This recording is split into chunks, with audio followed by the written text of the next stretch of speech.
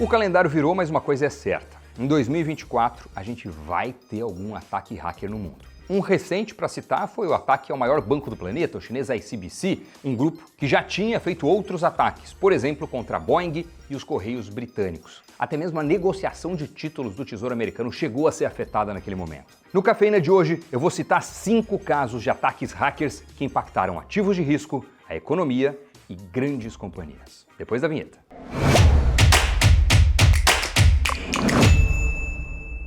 Olá, o Cafeína tá no ar. Primeiro vamos falar do que foi recente e que eu já dei spoiler na abertura do programa, né? A história envolve uma unidade americana do Banco Industrial e Comercial da China, o maior do mundo quando a gente fala em capital, o ICBC. Por volta do dia 10 de novembro, ele sofreu um ataque de ransomware. Esse tipo de vírus meio que congela o sistema, sequestra dados e a partir daí os hackers começam a cobrar dinheiro dos donos do computador, ou nesse caso, do dono do servidor, para liberar o uso normal. É uma extorsão digital. O ICBC pagou para os hackers liberarem os seus dados. É até compreensível o banco ter abaixado a cabeça e tirado o dinheiro do bolso. O caso, segundo algumas investigações, trouxe implicações para toda a economia mundial, ao menos por um curto período de tempo. No dia em que o ataque hacker aconteceu, o governo americano realizou um leilão de treasuries, de títulos públicos do governo americano, com vencimento em 30 anos.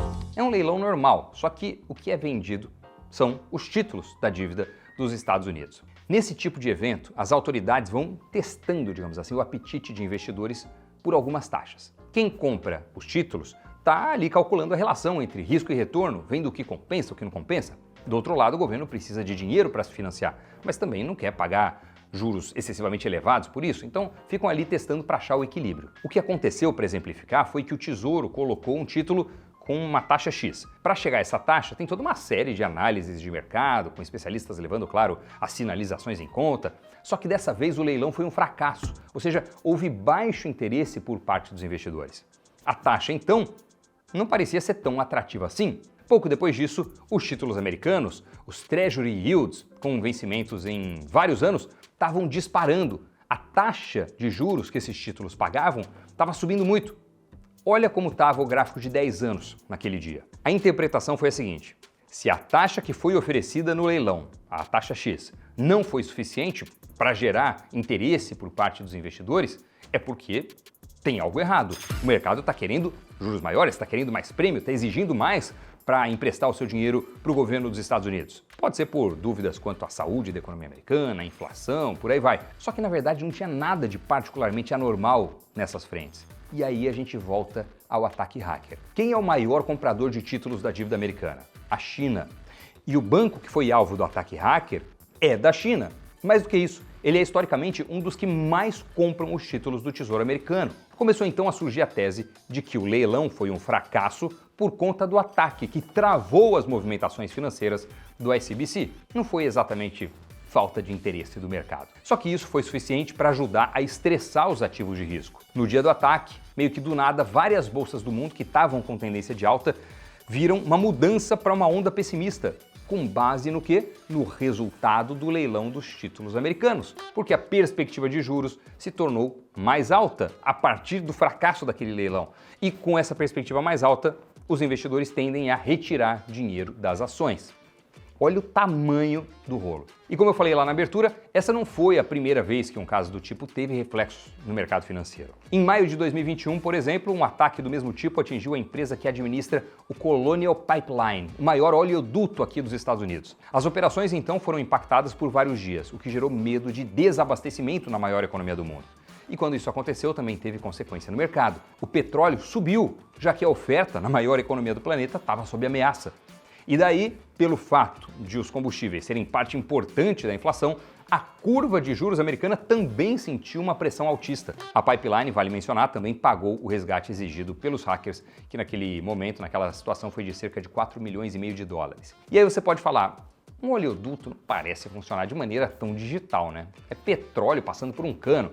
O que tem a ver com digital? Mas não é bem assim. Hoje em dia, vários sistemas de logística e de supervisão dependem de sistemas de TI. Poucas coisas são realmente analógicas para valer, né? O controle disso tudo está muito no meio digital. Enfim, eu acho que quando a gente fala de impactos macroeconômicos, esses dois casos foram bem emblemáticos, talvez os mais famosos, de maior amplitude nos últimos anos. Mas ainda dentro do mercado, houve vários outros com consequências menores ou sentidas mais no micro, digamos assim. Na verdade, quase todo ataque hacker à grande empresa acaba refletindo nas ações, se elas forem listadas. E não raro, o medo se espalha também para outras companhias. A gente tem uma lista de casos que ficaram marcados na história.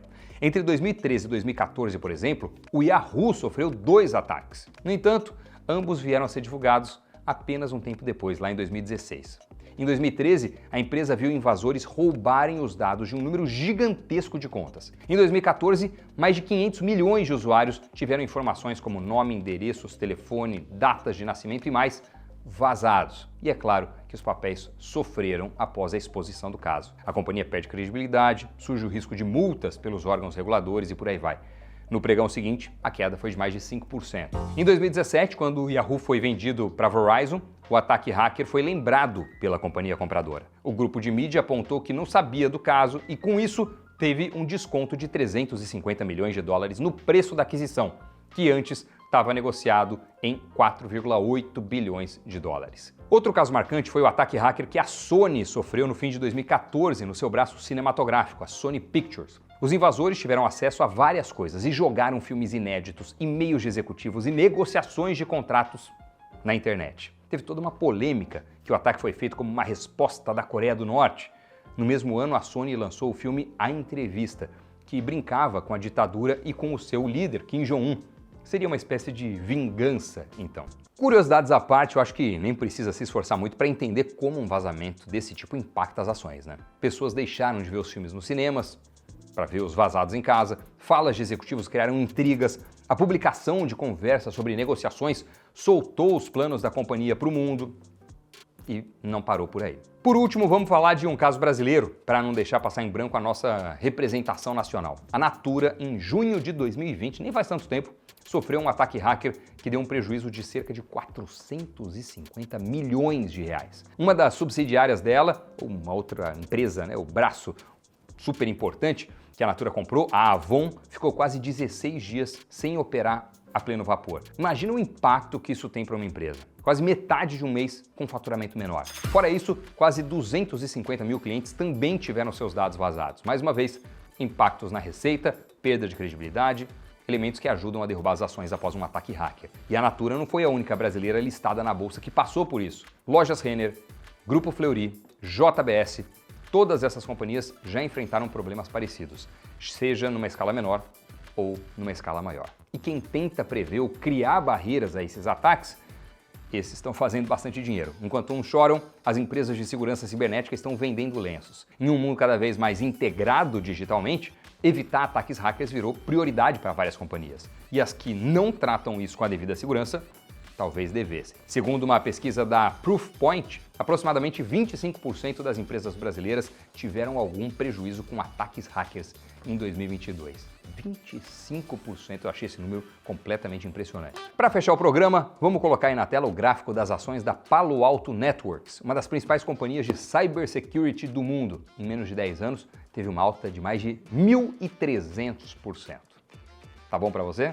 Acho que todo o programa e o contexto que a gente trouxe aqui do prejuízo potencial com ataques hackers, do aumento do número de ataques hackers, obviamente com o avanço da internet, e as consequências de toda essa digitalização da economia, como ela fica mais suscetível a esse tipo de intervenção externa de ataques, respondem e explicam por que empresas como essa que a gente citou, que a gente trouxe aí o gráfico nas ações, a Palo Alto Networks, essas empresas estão bombando, né? Muito obrigado por acompanhar o Cafeína até o finalzinho, muito obrigado por se inscrever no Invest News, bom sempre ter vocês por aqui. Comenta aí o que você quer saber no próximo programa, deixa seu pitaco, ajude a construir a pauta do próximo Cafeína. Valeu pessoal, abraço, tchau.